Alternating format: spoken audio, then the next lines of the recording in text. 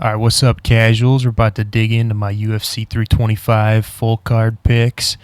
So we got the early prelims. It's all pretty much default characters. All these guys are in black and white. They haven't even been unlocked yet, so I don't even know any of them really. So we're picking purely off vibes. That's what I did on the last card and went 9-2 in picks.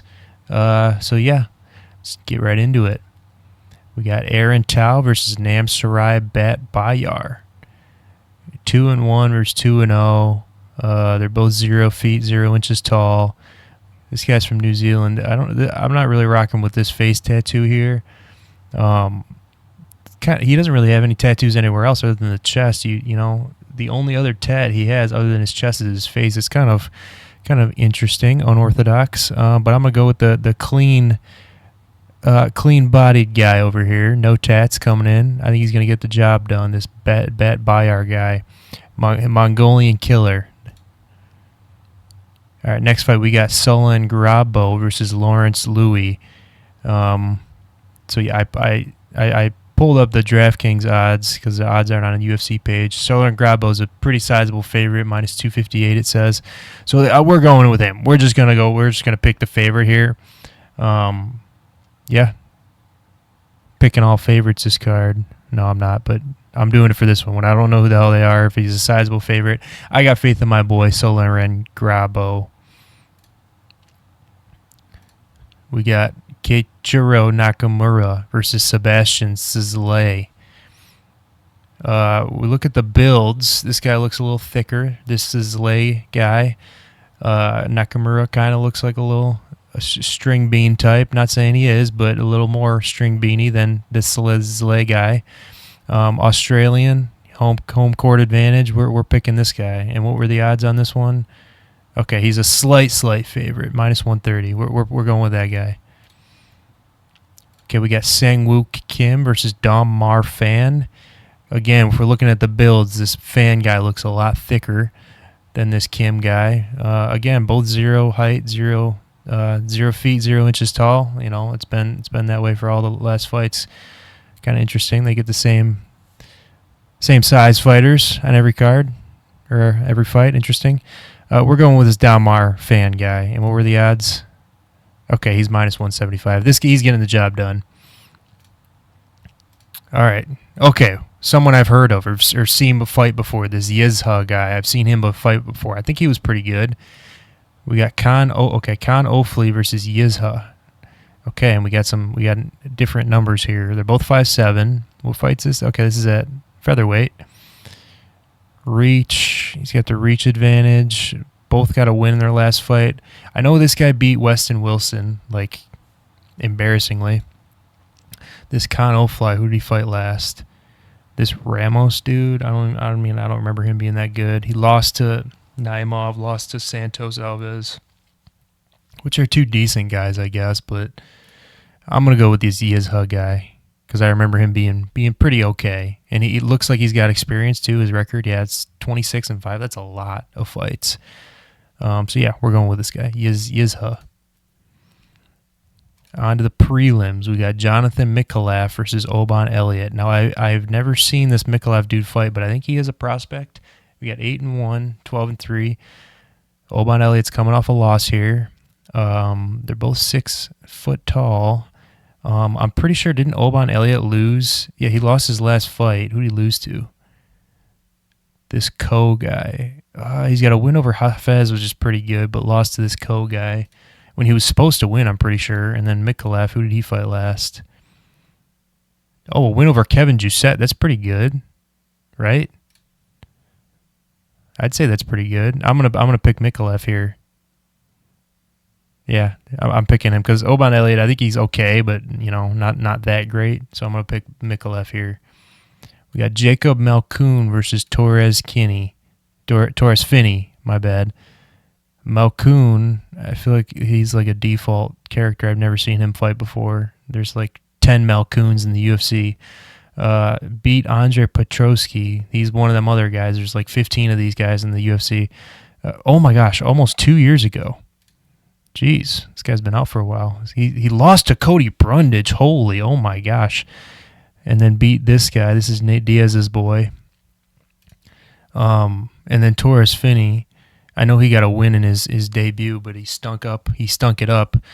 I'm going to pick Torres Finney here. And honestly, I did see Torres Finney is an underdog here. I'm picking him as an underdog. I think he might stink it up against Malkoun. This guy's been out for two years. And Finney, he's got good wrestling. You know, we'll see. He's 5'8". That's really short. But yeah, I'm picking Torres Finney here. Underdog pick. We got Cam Rouston versus Cody Brundage. I've never seen this Rouston dude fight, but I don't need to see him fight to know he's going to beat Cody Brundage. Damn, 6'3" at a middleweight. Okay. Yeah, he's beating Cody Brundage. Cody Brundage is not very good. 11-7. Yeah. Cam Rouston. Going Cam Rouston here. We got Junior Tafa. I don't even need to see who he's fighting either, because I know Billy Elakena is gonna beat this guy. You know, always bet against a Tafa brother in this day and age. How these guys have not been cut from the UFC yet is mind blowing. But Billy Elakena, I think, is actually pretty good. Like, who did he fight in his last fight? Christian. I don't know who that is. Win over Ebo Aslan too. Guskov versus Elakena. What was that, a no contest or something, or a draw? Something. It looks like it was something like that.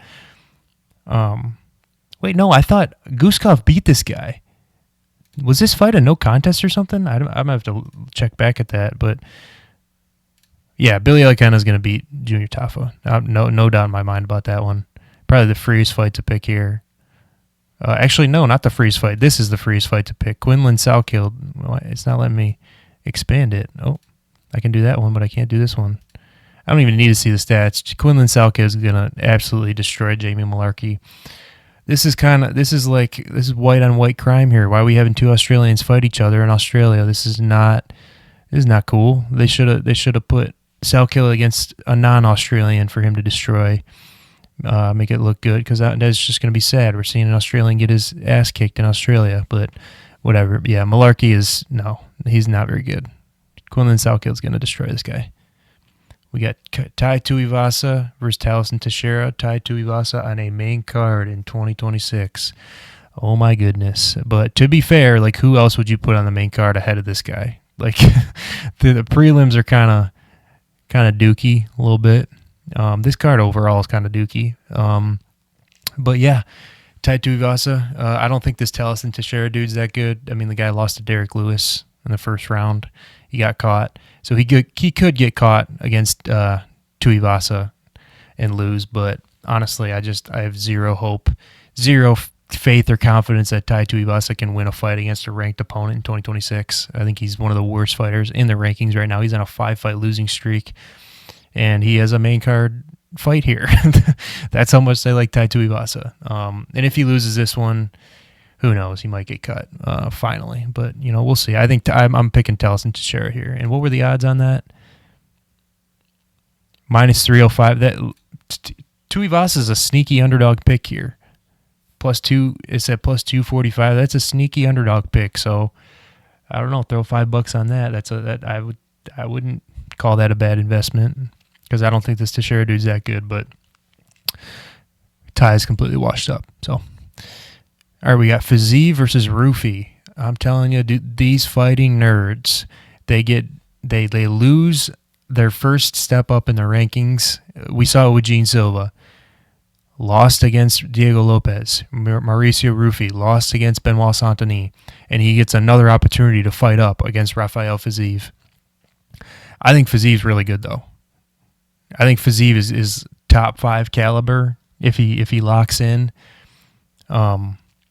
And yeah, I think Fiziev's going to beat Rufi, because Fiziev has some grappling, and Fiziev's got decent striking. So yeah, I'm picking Fiziev here. I'm pretty sure I saw Fiziev was an underdog, +102, which I don't know how, after Rufi got absolutely destroyed in his last fight against Saint-Denis. And Rufi hasn't really beaten anybody that good. His best win is over Bobby Green, and we know Bobby Green's kind of washed up. So yeah, I'm picking Fiziev here. But Fiziev, he sometimes just doesn't show up. He had a good performance in his last fight against Ignacio Bahamondes, and I think Bahamondes is decent. So, and Fiziev, showed him levels. So yeah, I'm picking Fiziev here. We got Dan Hooker versus Benoit Saint-Denis. This is a pretty easy pick. I'm going BSD here. Hooker's got no grappling. And yeah, on the feet, Santini can be dangerous. I mean, if Santini just doesn't go to the grappling at all and it's a just stand-up fight, maybe Hooker would have a chance. But yeah, Hooker's just got no grappling. Santini's just going to take him down. And Hooker's taking this fight. I mean, he just fought in December, wasn't it? Or maybe it was November. I don't know, against Arman Sarukian and got completely destroyed. And then he's taking this fight against Santini. Yeah, BSD's getting shot up these rankings quickly after beating. Who'd he beat? He beat Rufi, and then he beat he beat Dariush in his last fight. So yeah, but I don't think Benoit Santini gets past a lot of the top 5 guys, but I think he's good enough to beat Dan Hooker here. So I'm going BSD, and he's a sizable favorite, -310. Now the main event, the fight everybody was asking for, Volkanovski versus Lopes 2. Why do we have this fight? Why did the UFC book this fight? We just saw this in like April of last year.